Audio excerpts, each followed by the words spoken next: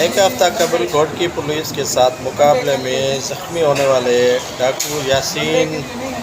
شر تو پہلے چل بسا، لیکن اس کا ساتھی جو بھولو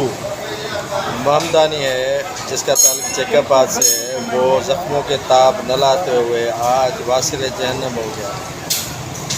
گڈ ورکنگ گھوٹکی پولیس، یہ اچھا اقدام ہے جسے قدر کی نگاہ سے عوام دیکھتا ہے۔ اور اسی طرح چیک آباد، کشمور، کندکوٹ،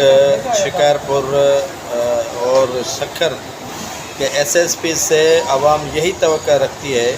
کہ وہ بھی ان ڈاکوؤں کے خلاف اسی طرح کا آپریشن کرے، جس طرح گھوٹکی پولیس نے جو ہے وہ مغوی